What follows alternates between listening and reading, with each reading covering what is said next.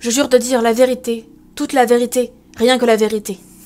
Analyse des différentes preuves concernant le procès de la youtubeuse Ellie Nix. Je compte sur l'honnêteté des différents acteurs de ces événements quant à l'authenticité des preuves. J'aimerais dans un premier temps parler de la nature même d'Ellie. Celle-ci se décrit publiquement comme étant humaine. Cependant, il y a un problème. Ellie est une cliente régulière du Griffon Fringant. Elle fut d'ailleurs invitée à la soirée du Nouvel An organisée par celui-ci. Or, l'établissement interdit formellement l'entrée des humains en son sein. Nous pouvons donc en conclure qu'Ellie n'est pas humaine. Mais bien qu'Ellie se présente au grand public en tant qu'humaine, elle ne semble pas non plus vouloir nous le faire croire à tout prix. Elle ne nie pas ne pas être humaine lorsqu'on lui parle directement.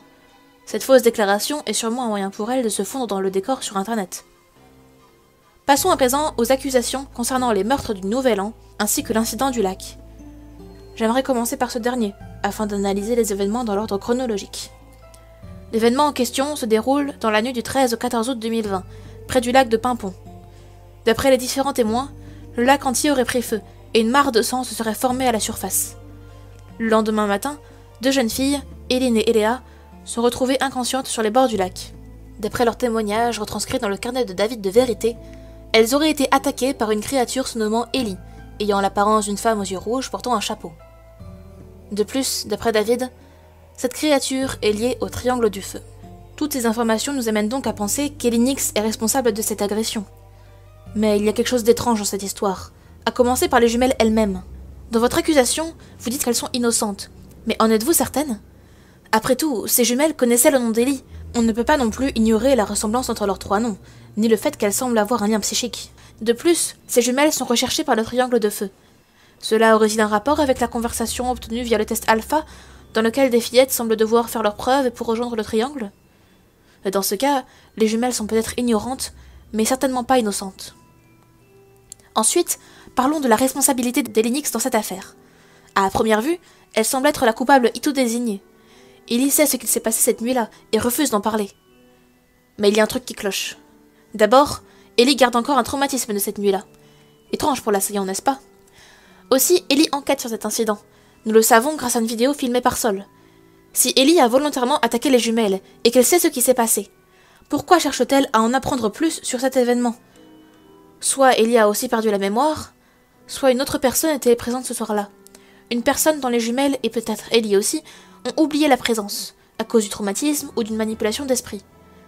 La question à se poser est donc, qui a réellement attaqué les jumelles ? Je n'ai pour l'instant qu'une simple hypothèse, mais j'y reviendrai plus tard. Quoi qu'il en soit, quelque temps après cet événement, le 2 août 2022, les jumelles furent récupérées par David de Vérité, et il partit avec elles à la recherche d'Ellie. Début avril 2023, David de Vérité est mis en contact avec une nouvelle recrue de l'organisation militant pour la vérité. Celui-ci affirme avoir déniché le QG européen du Triangle de Feu, et donne le nom d'un contact sur place, Tircé, incitant David à aller lui parler. Ainsi, le 11 avril 2023, David coupe toute communication, avant de partir à la recherche du triangle. Dans sa dernière lettre, il explique que sa piste provient de l'affaire du lac, sûrement car celle-ci a permis d'en apprendre plus sur Ellie Nix. En attendant, nous ne savons pas ce qu'il est advenu des jumelles. Elles ne sont pas revenues auprès d'Ellie en tout cas, et je ne pense pas que David les aurait emmenées dans une des planques de triangle, vu les risques qu'il a pris pour les éloigner de l'hôpital. Si David a bel et bien suivi les conseils de la nouvelle recrue, alors il est fort probable que cela les menait directement dans les prisons du GF, connaissant l'opinion de Tircé sur les humains. Cela nous emmène donc aux événements de la nuit du 31 décembre 2023 au 1er janvier 2024. Ce soir-là, 9 humains, dont David, ont été assassinés. Des morceaux arrachés de leur corps ont été retrouvés dans la forêt le 5 janvier 2024. De David, on n'a retrouvé que son bras droit et son foie, organes sur lesquels il est impossible de survivre. Les responsables de l'enquête n'ont pas dévoilé l'heure de la mort. Cependant, une conversation interceptée entre Ellie et un inconnu nous apprend qu'à 21h10 ce soir-là, certaines personnes étaient déjà mortes.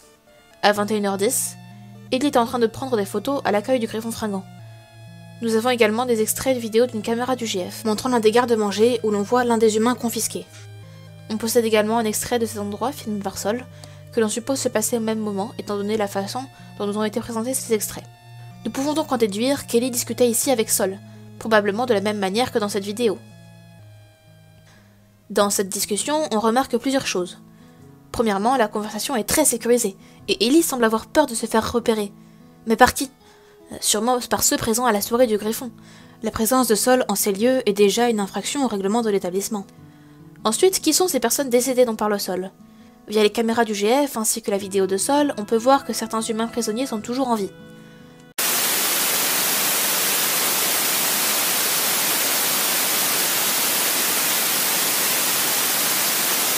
Ensuite, j'aimerais parler de ce fameux cours de maths, dans lequel Ellie affirme n'avoir aucun regret sur ce qu'elle a fait durant la soirée du Nouvel An, et que cela méritait de disparaître. Mais de qui parle-t-elle? Les propos de la petite étudiante nous donnent un indice. Ils étaient à peine plus âgés que moi. Elle parle donc ici d'enfants. Il ne peut donc pas s'agir des 9 humains démembrés. Mais il y a eu un autre meurtre ce soir-là. Les héritiers des 3 clans ont été empoisonnés. Est-ce qu'Ellie aurait un lien avec cette affaire?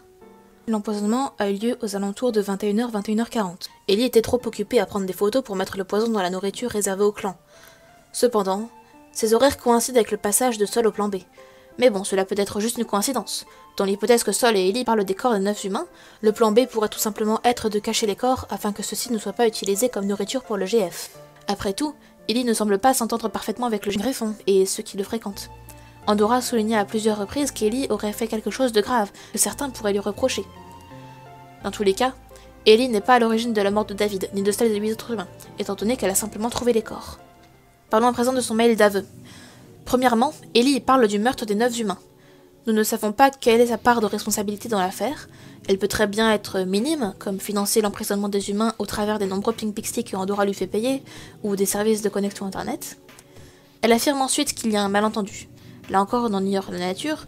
Ce qu'on peut déduire de ce mail, en final, c'est qu'Ellie est liée de près ou de loin au meurtre de David, mais jamais qu'elle est à l'origine de sa mort ou de celle des autres humains. Pour conclure, Ellie est coupable de s'être fait passer pour une humaine, d'avoir aidé à dissimuler les corps des 9 victimes humaines lors de la soirée du Nouvel An, et d'avoir menti à plusieurs reprises. Cependant, elle n'est pas pleinement responsable de la mort de David, ainsi que celle des humains retenus au GF. Quant à l'incident du lac, elle pourrait tout aussi bien être coupable que victime. Nous ne pouvons donc pas trancher pour le moment. À titre personnel, je serais très étonnée si Ellie était coupable de cette agression. Ellie s'est toujours montrée très gentille envers nous. Elle nous a toujours dissuadés de nous mêler des affaires du GF, même si, pour être honnête, on est aussi doué qu'elle pour éviter de faire des trucs dangereux. Et elle est aussi préoccupée par le sort des humains confisqués par le GF. Cependant, je connais quelqu'un qui n'a aucun souci avec la violence. Quelqu'un qui essaye toujours de nous attirer dans des coups fourrés. Quelqu'un qui était présente lors de l'incident du lac. Quelqu'un qui est capable de manipuler Ellie au point de l'empêcher de voir ou dire certaines choses. Quelqu'un qui possède une apparence différente d'Ellie, mais qui peut très bien être avec elle sans que l'on s'en aperçoive. Quelqu'un de très mystérieux, dont vous avez sûrement déjà eu vent. Je parle bien sûr de celle que l'on appelle Madame Entité. Encore une fois, celle-ci peut être aussi bien coupable que simple spectatrice, mais l'hypothèse n'est pas à écarter. J'aimerais aussi vous parler de mon pansement sur la sentence proposée. Bien que pouvant parfois sembler illégitime, la vengeance n'est jamais la bonne solution. Peu importe le coupable, il y aura toujours des personnes pour tenir à lui, qui, à leur tour, voudront faire payer le bourreau. Tout ce qu'on récolte de la vengeance, c'est une satisfaction éphémère et une montagne de cadavres, morts inutilement. C'est pourquoi je vous en prie, lorsque le véritable meurtrier sera retrouvé et devra payer pour ses crimes, privilégiez un châtiment qui empêchera d'autres drames de se produire et qui n'alimentera pas l'éternel cycle de la haine. Je vous remercie de m'avoir écouté. J'espère que ces déductions aideront pour retrouver le véritable coupable des meurtres du Nouvel An, ainsi que de l'incident du lac.